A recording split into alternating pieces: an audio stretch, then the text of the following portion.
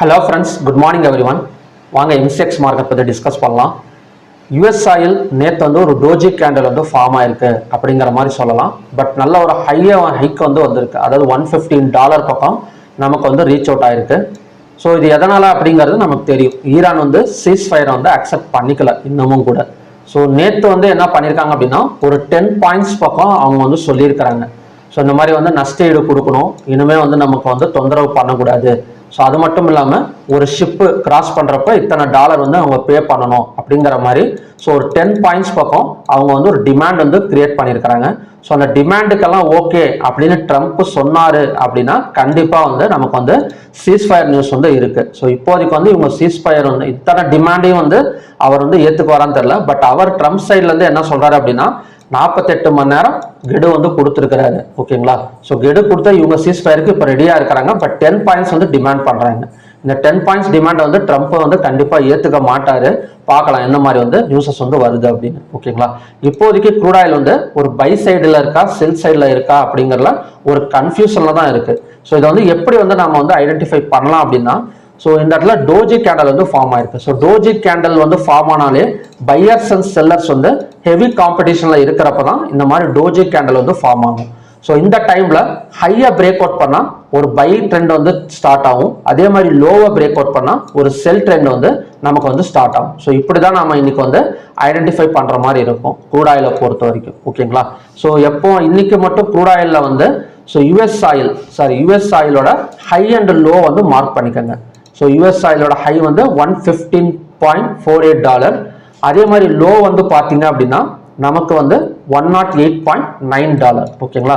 So $115.49 மேலே ஒரு 15 minutes கேண்டலோ இல்லை 5 மினிட்ஸ் கேண்டலோ க்ளோசிங் வச்சது அப்படின்னா கண்டினியூஸாக $123 வரைக்கும் நமக்கு பை சைடு வந்து நம்ம வந்து எக்ஸ்பெக்ட் பண்ணலாம்.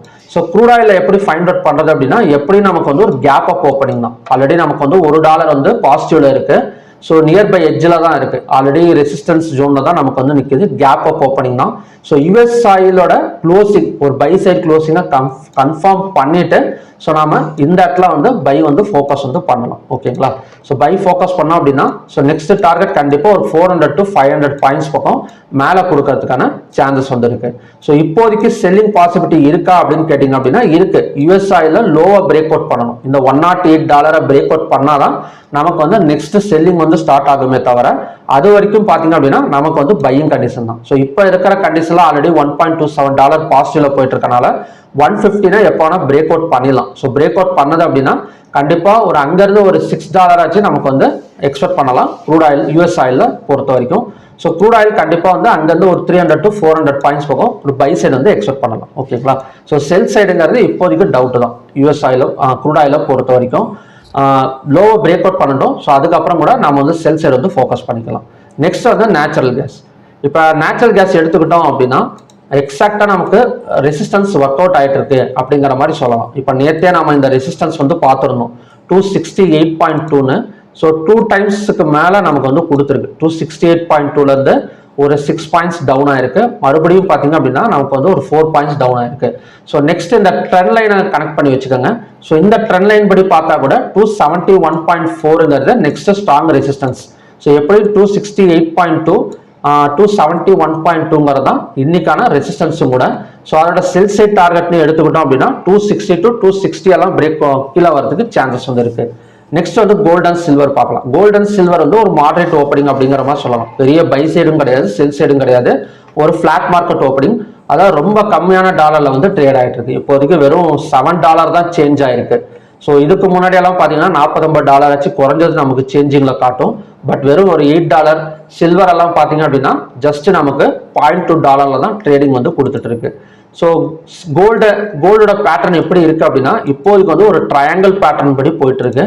ஸோ இந்த இடத்துல ஹையை பிரேக் அவுட் பண்ணா ஸோ இந்த இடத்துல 150 நேற்று க்ளோஸுக்கு மேலே ஓப்பனிங் கொடுத்தது அப்படின்னா நெக்ஸ்ட் டார்கெட் வந்து நமக்கு இவ்வளோ தூரம் 1,52,482 வரைக்கும் வரதுக்கு சான்சஸ் இருக்கு. ஸோ இந்த இடம் வந்து ட்ரையாங்கிள் பேட்டர்னுங்கிறனால so resistance and break out ரெண்டுமா கூட நமக்கு வந்து சான்சஸ் இருக்கு ஒர்க் அவுட் ஆகிறதுக்கு. ஓகேங்களா? ஸோ ஃபர்ஸ்ட் ரெசிஸ்டன்ஸா பாருங்க. ஸோ பிரேக் அவுட் கொடுத்துருச்சு அப்படின்னா ஸோ இங்க வந்து அகைன் வந்து பை போகிறதுக்கு நமக்கு வந்து சான்சஸ் வந்து இருக்கு. ஸோ கோல்டை பொறுத்த வரைக்கும் ஒரு ட்ரையாங்கிள் பேட்டர்ன் பிரேக் அவுட்ல நமக்கு இப்போதைக்கு நிற்குது. க்ளோஸுக்கு மேலே ஓப்பனிங் கொடுத்ததுனாலே நமக்கு வந்து பையிங் கன்ஃபர்மேஷன் தான் அப் டு 1,52,489 வரைக்கும். நெக்ஸ்ட் வந்து சில்வர் பார்க்கலாம்.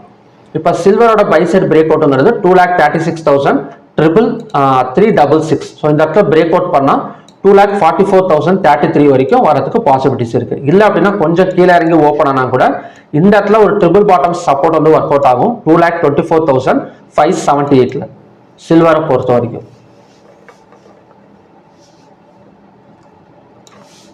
நெக்ஸ்ட் வந்து காப்பர். இப்போ காப்பர் எடுத்துக்கிட்டோம் அப்படின்னா நமக்கு வந்து இந்த இடத்துல ஒரு ரெசிஸ்டன்ஸ் வந்து ஃபார்ம் ஆயிருக்கு நேற்று, அதாவது 1,169 1,170 தான் நமக்கான நெக்ஸ்ட் ரெசிஸ்டன்ஸ் ஜோன். சப்போர்ட்டுங்கிறது 1,141. ஓகேங்களா? ஸோ காப்பரை பொறுத்த வரைக்கும் இன்பிட்வீனில் போயிட்டு வரதுக்கு சான்சஸ் இருக்கு. ஸோ ஓகே ஃப்ரெண்ட்ஸ், இதுதான் பார்த்தீங்கன்னா இன்னைக்கான கண்டிஷன்ஸ். ஸோ கோல்டு இன்னைக்கு ஆப்பர்ச்சுனிட்டி அப்படிங்கிற மாதிரி சொல்லலாம், ஒரு பேட்டர்னில் தான் போயிட்டு இருக்கு. ஸோ க்ளோஸுக்கு மேலே ஓப்பன் ஆனால் நமக்கு வந்து 1,52,450 ரீச் ஆகும். இதையும் பிரேக் அவுட் பண்ணால் ஸோ நெக்ஸ்ட் டார்கெட் இன்னொரு 2,000 பாயிண்ட்ஸ் போகும். பை சைடு வந்து எக்ஸ்பெக்ட் பண்ணலாம். பட் கரெக்டாக ப்ராப்பராக பிரேக் அவுட் நடக்கணும் இப்போதைக்கு. ஏன்னா மார்னிங் ஓப்பனிங்கே இதையும் கிராஸ் பண்ணிடுச்சுன்னு வச்சுக்கோங்களேன். இந்த இடத்துல கிராஸ் பண்ணிட்டு ஒரு கீழே ஓப்பனிங் கொடுத்தது அப்படின்னா செல்லிங் ஸ்டார்ட் ஆகிடும். ஸோ அதனால் ப்ராப்பராக இந்த 15 மினிட்ஸ் எல்லாம் கரெக்டாக பார்த்துட்டு ஒரு ட்ரெண்ட் லைனை ட்ரா பண்ணி வச்சுக்கிட்டோம் அப்படின்னா ஒரு ப்ராப்பரான என்ட்ரி வந்து நமக்கு வந்து கிடைக்கும். ஸோ ஓகே ஃப்ரெண்ட்ஸ், இதுதான் பார்த்தீங்கன்னா இன்னைக்கான கண்டிஷன்ஸ். நெக்ஸ்ட் வந்து கிஃப்ட் நிஃப்டி பார்க்கலாம். இப்போ கிஃப்ட் நிஃப்டி எப்படிங்க ஓப்பன் ஆயிருக்கு அப்படின்னா ஒரு நெகட்டிவ் ஓப்பனிங் அப்படிங்கிற மாதிரி சொல்லலாம். ஏன்னா நேற்று வந்து பாசிட்டிவ் வந்து போயிட்டு இருந்தது, சீஸ் ஃபயருக்கு வந்து ஓகே சொல்லியிருக்காங்க அப்படிங்கிற மாதிரி ஒரு நியூஸஸ் கொடுத்துருந்தாங்க ரியூட்டர்ஸ் ரிப்போர்ட்ல இருந்து. ஸோ அதனால நமக்கு வந்து ஒரு பாசிட்டிவ்ல போயிட்டு இருந்தது. இப்போ வந்து ஒரு 10 பாயிண்ட்ஸ் டிமாண்ட் கொடுத்துருக்காங்க. ஸோ இந்த டிமாண்டை கண்டிப்பாக ட்ரம்ப் வந்து ஏற்றுக்க மாட்டாரு. ஸோ அதை பேஸ் பண்ணி ஒரு 119 பாயிண்ட் பக்கம் நமக்கு நெகட்டிவ்ல போயிட்டு இருக்கு. நெகட்டிவ்ல போறதுனால எப்படிங்க ஓப்பனிங் வந்து எதிர்பார்க்கலாம் அப்படின்னா ஒரு ஃபிளாட் மார்க்கெட் ஓப்பனிங் தாங்க. அதாவது 123 பாயிண்ட்ஸ் தான் நமக்கு நெகட்டிவ். அதுவும் இன்னும் 300-400 பாயிண்ட்ஸ் எல்லாம் நெகட்டிவ்ல. இப்போ டைம் வந்து 7:10 நான் ரெக்கார்ட் பண்ற டைம். இன்னொரு 2 ஹவர்ஸ் இருக்கு. ஒரு 300-400 அந்த மாதிரி இறங்கினா கூட நம்ம ஒரு கேப் டவுன் எதிர்பார்க்கலாம். இல்லைன்னா ஒரு ஃபிளாட் மார்க்கெட்டுக்கு ஓப்பனிங். ஸோ அங்கேருந்து மறுபடியும் வந்து சப்போர்ட் எடுத்துட்டு மேலே வரதுக்கு சான்சஸ் இருக்கு. ஓகேங்களா? நமக்கு MSCI ஒரு ஓவராலா வேர்ல்டு லெவல் ஸ்டாக் எக்ஸ்சேஞ்சும் பாசிட்டிவ்ல தான் இருக்கு, நெகட்டிவ்ல இன்னும் இறங்கல. அதாவது அந்த நியூஸை பேஸ் பண்ணி இன்னும் ரிஃப்ளெக்ட் ஆகலை எதுவுமே. இப்போதைக்கு 0.61 0.01% வந்து பாசிட்டிவ்ல தான் போயிட்டு இருக்கு. ஸோ நெகட்டிவ்க்கான சான்சஸ்ங்கிறது கம்மி தான். அதிகபட்சமா ஒரு ஃபிளாட் மார்க்கெட் ஓப்பனிங் வந்து எக்ஸ்பெக்ட் பண்ணலாம் NSE and BSEல. நெக்ஸ்ட் வந்து பாத்தீங்க அப்படின்னா ADR வேல்யூஸ்.